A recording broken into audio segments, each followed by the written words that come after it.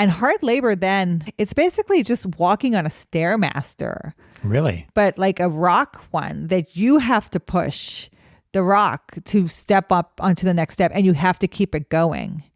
And it's just exhausting, and that's what you do all day, and it does nothing.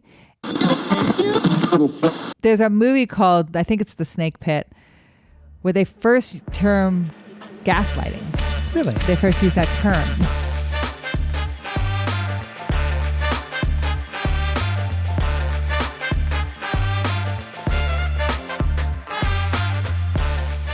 Welcome to Talk with History. I'm your host, Scott, here with my wife and historian, Jen. Hello. On this podcast, we give you insights to our history-inspired world travels, YouTube channel journey, and examine history through deeper conversations with the curious, the explorers, and the history lovers out there. Now, Jen, we are wrapping up your France trip with this podcast, but before we get into that topic about the famous graves in Paris, I do want to give a little plug and let our audience know that there's a new way for you guys to support us, to support the show through a membership subscription over at thehistoryroadtrip.com. I just turned on those subscriptions. We already have people that have signed up, and they were more than gracious enough to support us. And some of the things that you will get through this membership over at the History Road Trip is you'll actually get your name in the post credits for Talk with History. So if you listen to the last 2 weeks' episodes, I've added the kind of new outro into those episodes, and those will be standard. And anytime someone signs up to become a member, I will add their name into those post-credit kind of member shout-outs. So right now, it's Larry Myers and Doug McCliverty, our two good friends. So we appreciate them. And one other thing that's coming with that membership is a new, I'll call it occasional podcast called History After Dark.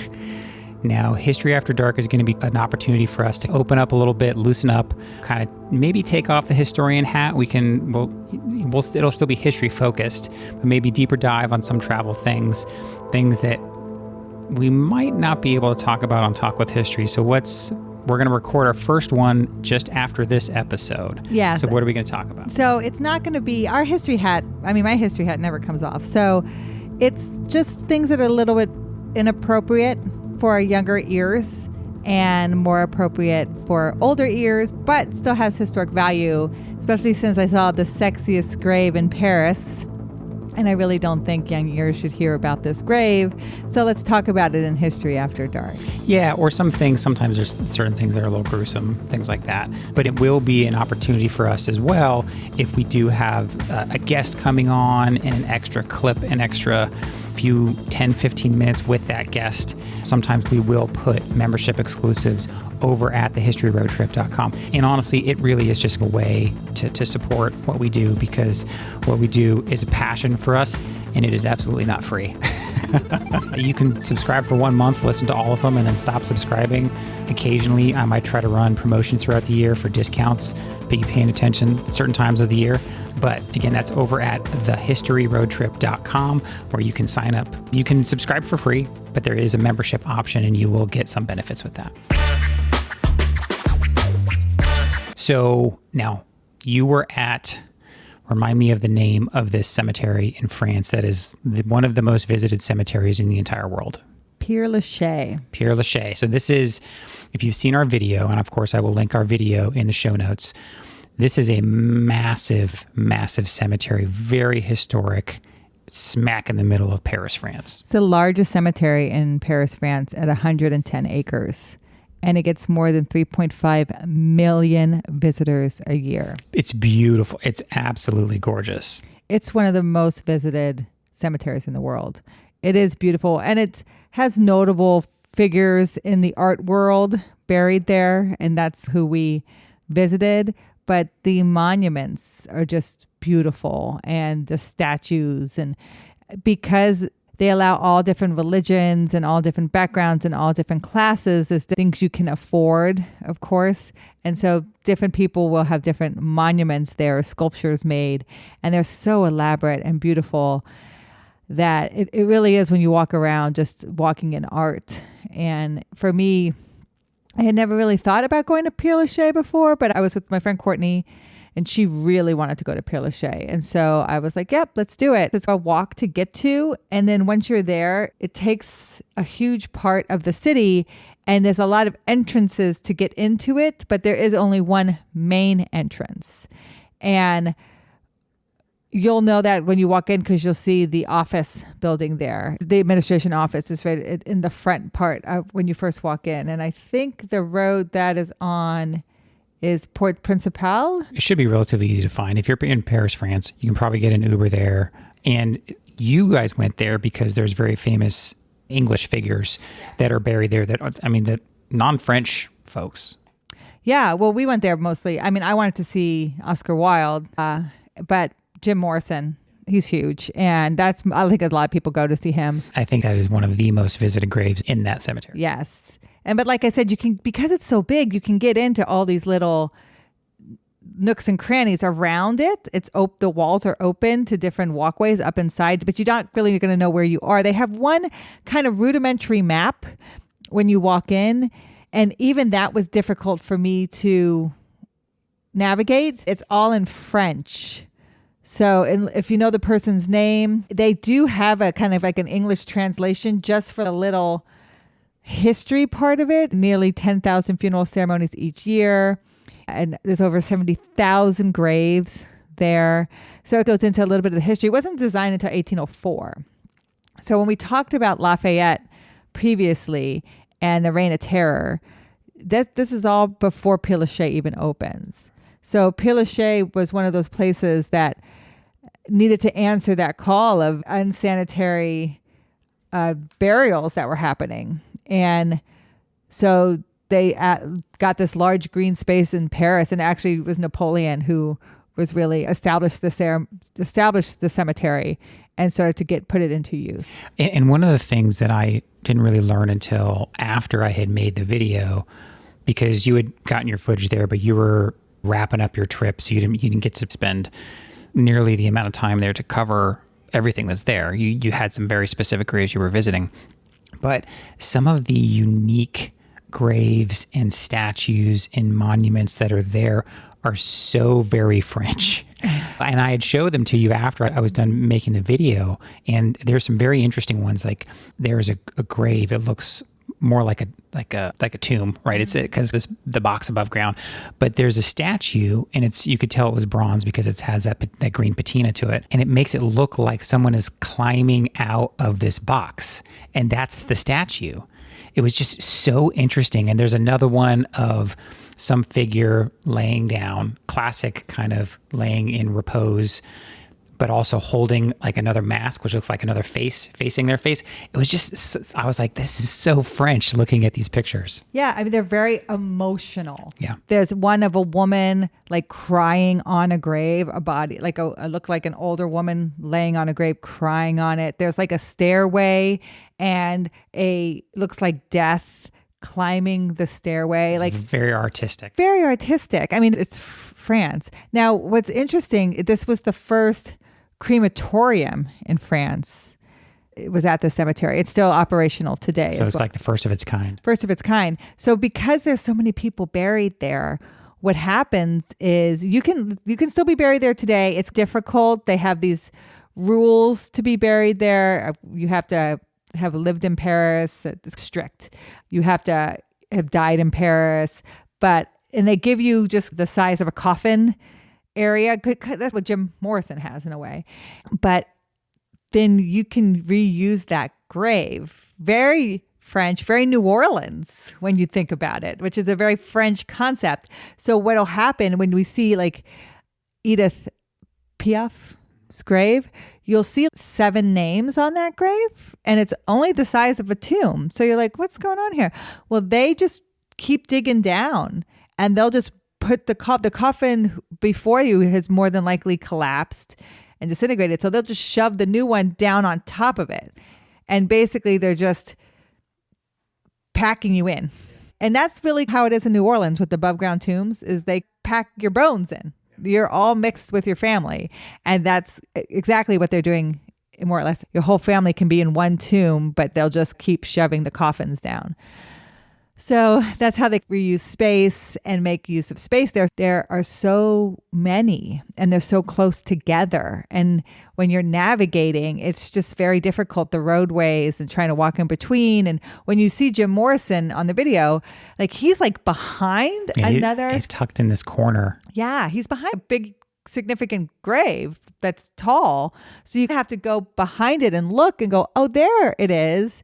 And one person had mentioned on the channel, it was their guard there. So I guess when she had gone previously, they would have a guard standing. Oh, wow. But there wasn't a guard when I was there. Jim Morrison was a singer. He was the lead singer of The Doors. Dies relatively young. He's 27 years old. He died July 3rd, 1971 in Paris, France. So that's one of the reasons why he's buried at Père Lachaise. Plus the fact that he loved the French culture and he loved being there. But I think he died of a drug overdose, if I'm not mistaken. And so he just had such an influence on music and the art world. People still love The Doors today. There's a great movie with Val Kilmer. Yeah, well, and he's one of those classic rock star, died young and just had the look and just became this rock pop culture icon.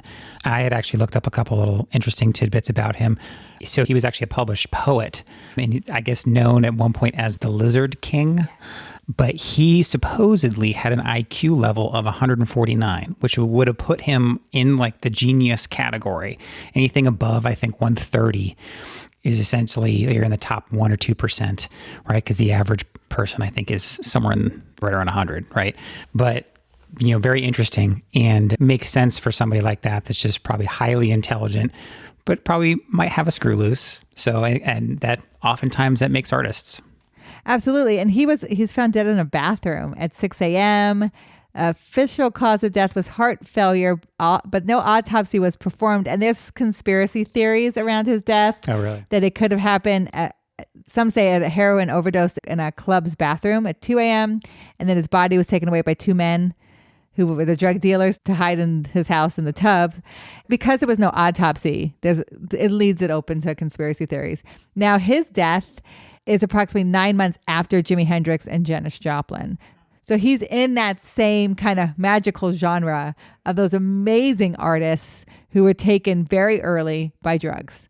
And we never know what else they could have contributed to the art world. But what we got of them was just so amazing and magical that even today, like I was just singing Janis Joplin in the car the other day, like even today, we still love their music. You mentioned on the video that his father was, I think, like an admiral or something like that. Yeah, he was born in Florida in 1943. And just like you said, 27 years old and such a loss at such a young age. And if you haven't seen the Doors movie, I think it does a really good job of Val Kilmer. Val Kilmer. Yeah. And I think it's Meg Ryan who plays his girlfriend. Really good movie. So it was neat to go there. Because I think they actually show the grave at the end of the movie. Yeah. And like you said, you watch our video and you can't get all the way up to it because you were respecting the kind of boundaries that they put up.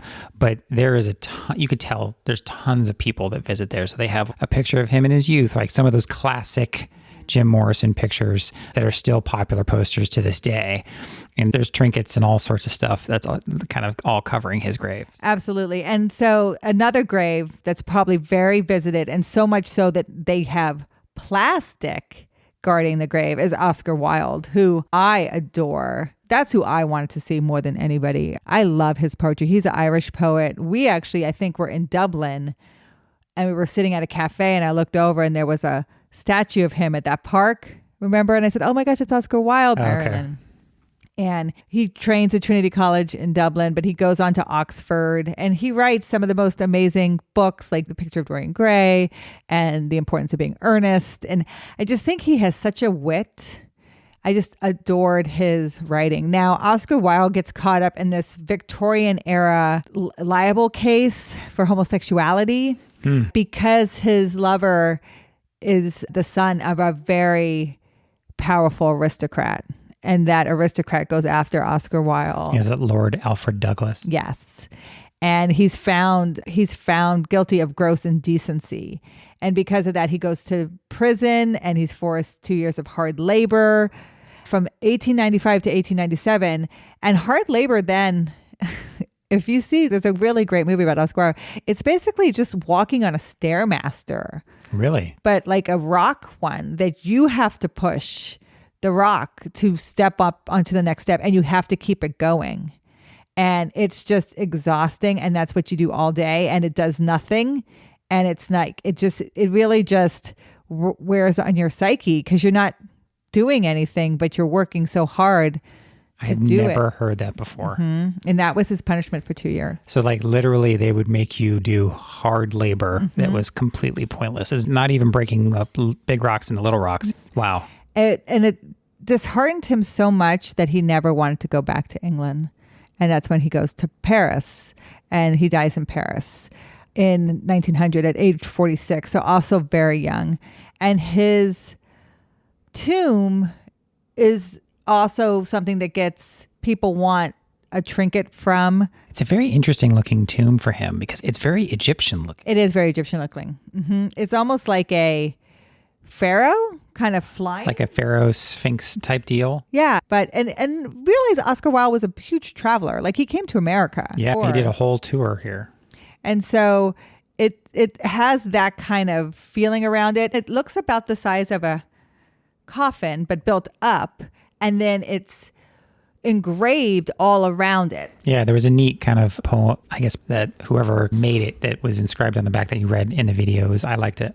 Yeah, it was really neat. It's all protected by this plastic on every side because of so much people who vandalize it and take pieces of it off. He was initially buried in another cemetery in Paris, but in 1909, his remains were moved to Père Lachaise. And his tomb was designed by Sir Jacob Epstein. It's a modernist angel, and it's supposed to depict the relief on the tomb, originally complete with... So, again, history after dark. We'll get more into... We'll talk more about that later. More into that, but just know that it's a very anatomically correct grave. So don't be surprised when you go there and if you see that. But again, that's what gets broken. And one of the other things that was interesting that I think must be a tradition at that particular grave is women like left kisses all over the kind of glass surrounding of it. And I read that they even did that before they put that up there. Yeah, and I would have had lipstick. I would have done that too because I just love Oscar Wilde so much. And again, it's one of those graves like you'll know it when you see it. Because it stands alone and it's so unique. One of the things I had looked up about him, obviously they're talking about his wit and humor, right? That's what his writing was known for. And one of his many quotes where he said, "I can resist everything except temptation." I know. So that kind of speaks to his writings. And I love he would say like, "Be yourself, everyone else is taken." Right? He was always he was so quick-witted in simplicity that I love that about him. So that's who I really wanted to see, and I was very happy to see him. He is in the middle and hard to find. And again, that rudimentary map that they give you, it's difficult to figure it out. But because he's so well traveled, if you see people walking around there, if you just follow them, most people are going. They're going to Jim Morrison and Oscar Wilde. Now, the next one is actually another American tied to Gone with the Wind. So who'd you at least try to find next? So Olivia de Havilland, Dame Olivia de Havilland is from Gone with the Wind. She plays Melanie. She's Scarlett's nemesis, I guess you could say. But famous actress. She was in many other movies. She's Academy Award winner. She lives to be 104. She dies in 2020. She's just one of those people that she was in The Adventures of Robin Hood, right? She plays Maid Marian with Errol Flynn. Like she's just in all of these famous movies, The Snake Pit, The Heiress. She gets nominations for Best Actress for those. Like she's just one of those women that is in all of these timeless movies. And of course, Gone with the Wind. And she was the last surviving person from Gone with the Wind. And she lived in Paris the end of her life. And you say she's American. She's like British, American, and French. She holds all of those like citizenships. Okay. She dies in Paris, and she's cremated, and she's buried at Père Lachaise. Now we went looking for her, but they don't think that they have put her ashes into the crematorium area. They haven't put up her marker yet. So we walked through the crematorium, and you can see in the video, it's very large walls. Yeah, there's a lot there. And they're very small, probably like 8 by 8 squares.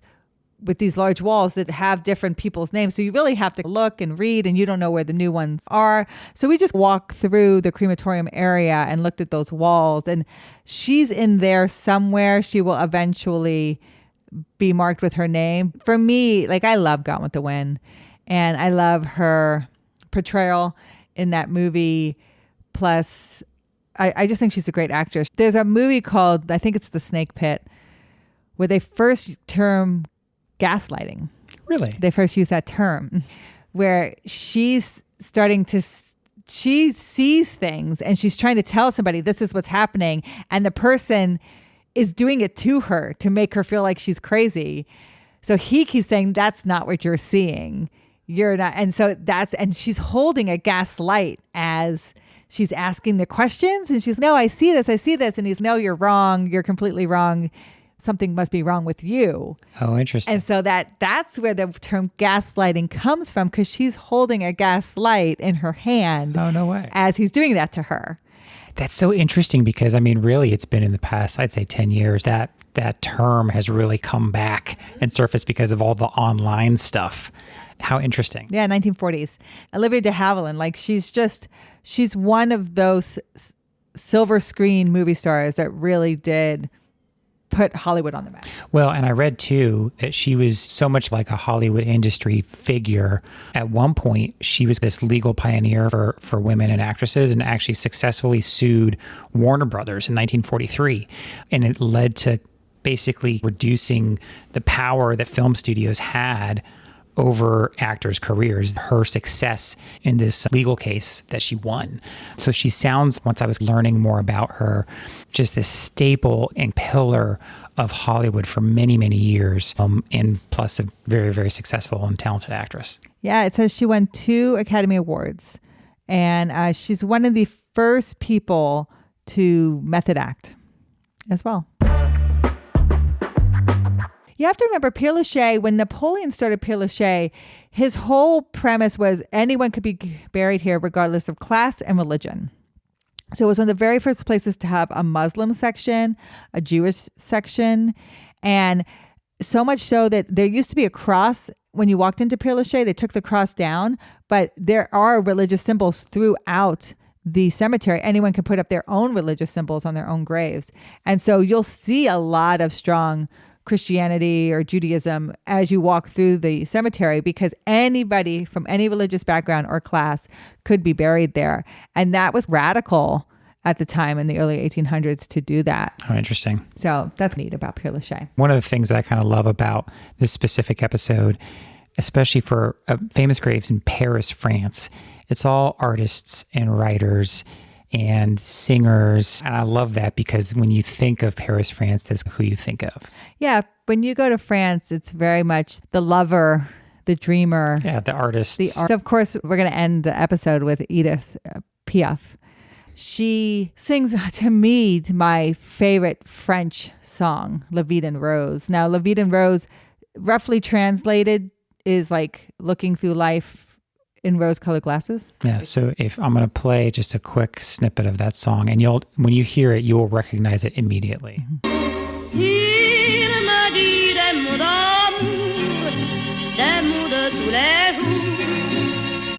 So that is La Vie en Rose. And so I don't think there's a person on this planet that doesn't hear that song and think of Paris, France. Yeah, she's regarded as France's greatest popular singer and one of the most celebrated performers of the 20th century. And she actually wrote that song. Oh my gosh, I didn't know that. Yeah, so she actually wrote that song, and her stage name of Piaf actually means sparrow in French, Parisian slang, and it's because she was only like 4'8". So she was very short, and so that's how she got that name. But there's a great movie made about her. I think Marion Cotillard plays her, and it's called La Vie en Rose. And you see her life. Like, she was born in a brothel. She's a daughter of a prostitute, and she lives in that brothel until she's in her like early teens, but she's blind. She's born blind, and she's blind until she's, I think, 8 or 9 years old. Her mother takes her to a relic, basically a French relic that people will touch and pray, and miracles will happen. And they did, and she could see. It is crazy, but that's what happens. Wow. And then she's always malnourished and she's always sickly, and that they attribute to her. She never grows very tall, and she dies very young. She's 47. She never really is a robust, healthy person. Now, she also succumbs to alcoholism, and she has a very rough lifestyle, I would say, but her voice is magical. And like I said, La Vie en Rose means life in pink, or life with rose-colored glasses. To me, it's one of the most beautiful French songs.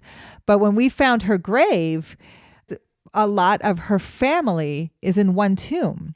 Basically, think of a top of a tomb. There's names written around it. And you'll see, if you see in the video, it's nice. It's a nice marble tomb, and they put pictures. And you can tell people visit it because there's pictures of her. Mm-hmm. And it's off the beaten path, and these very, very thin walk arounds, but you can walk around it and see it.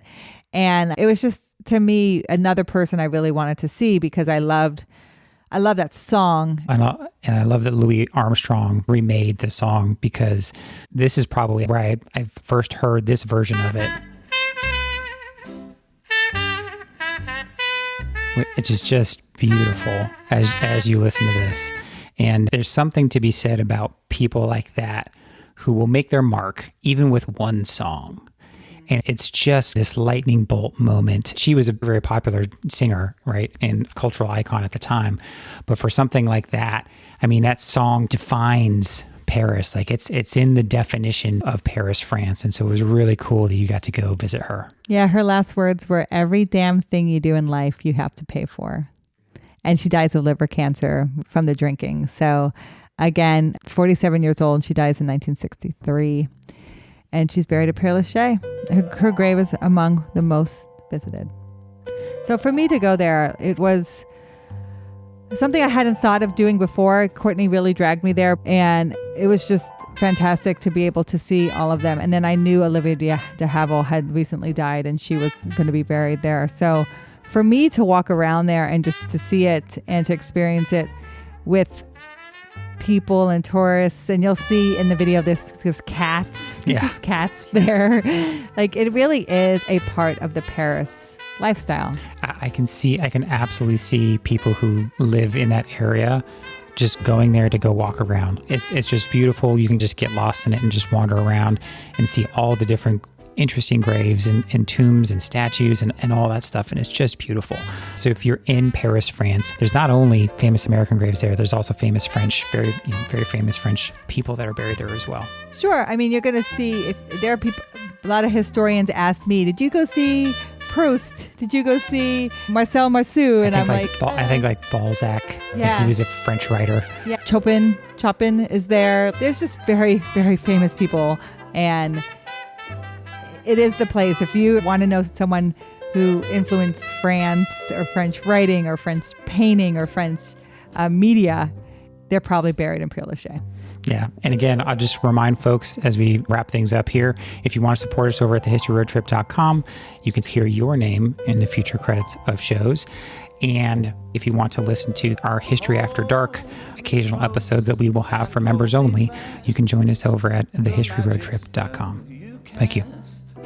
This is La Vie en Rose. This has been a Walk with History production. Talk with History is created and hosted by me, Scott Benny. Episode researched by Jennifer Benny. Check out the show notes for links and references mentioned in this episode.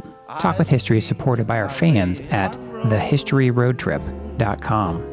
Our eternal thanks to those providing funding to help keep us going. Thank you to Doug McLiverty and Larry Myers. Make sure you hit that follow button in your podcast player, and we'll talk to you next time. And when you speak, angels sing from above. Everyday word seems to turn into love songs. Give your heart and soul to me.